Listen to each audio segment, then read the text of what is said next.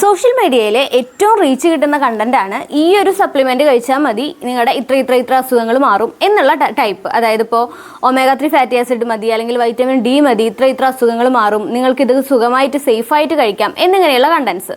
അപ്പോൾ ഇത്തരത്തിലുള്ള സാധനങ്ങൾ നിങ്ങളൊരു അളവില്ലാതെ കൃത്യതയില്ലാതെ കഴിക്കുകയാണെന്നുണ്ടെങ്കിൽ, ഇപ്പോൾ എക്സാമ്പിൾ ഇപ്പോൾ ഒരു വൈറ്റമിൻ ബി കോംപ്ലക്സ് എന്ന് പറയുന്നത് നമ്മുടെ നെർവ്സിൻ്റെ ശക്തിക്ക്, പെരിഫറൽ ന്യൂറോപ്പതി തടയാനൊക്കെ നല്ലതാണ്, ശരിയാണ്.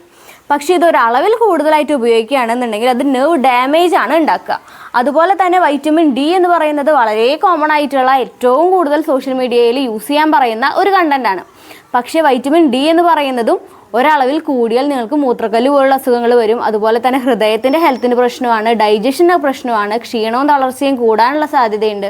അതുപോലെ വൈറ്റമിൻ സി, ഇപ്പോൾ കോസ്മെറ്റിക്സിലൊക്കെ കുറേ റീച്ച് വന്നപ്പോൾ തന്നെ വൈറ്റമിൻ സി എന്ന് പറയുന്നത് വളരെ കോമൺ ആയിട്ടുള്ളൊരു കണ്ടന്റാണ്. പക്ഷേ വൈറ്റമിൻ സി ഒരുപാട് ഉപയോഗിക്കുകയാണെന്നുണ്ടെങ്കിൽ നിങ്ങളുടെ കണ്ണിൻ്റെ തിമിര സാധ്യത കൂടാനുള്ള ഒരു ചാൻസ് അവിടെയുണ്ട്. ആൻറ്റി ഓക്സിഡൻസ് ആയിട്ടുള്ള വൈറ്റമിൻ ഇ ഒക്കെ ആൻറ്റി ഓക്സിഡൻ്റ് ആണ്, വളരെയധികം നല്ലതാണ്. പക്ഷേ ഇത് ഓവറായി കഴിഞ്ഞാൽ നമ്മുടെ ഹൃദയത്തിനും തലച്ചോറിനും ഒക്കെ നല്ലതല്ലാത്തൊരു എഫക്റ്റാണ് ഉണ്ടാക്കുന്നത്. ഇത് നമ്മൾ അറിഞ്ഞിരിക്കണം. അല്ലാതെ നമുക്കിഷ്ടപ്പെട്ട ഒരു ഇൻഫ്ലുവൻസർ ഉപയോഗിക്കുന്നുണ്ട്, അല്ലെങ്കിൽ ഒരു ഡോക്ടർ പറഞ്ഞു, ഇത് വിചാരിച്ചിട്ട് നിങ്ങൾ ഇത്തരം സപ്ലിമെൻറ്റ്സ് എടുക്കരുത്.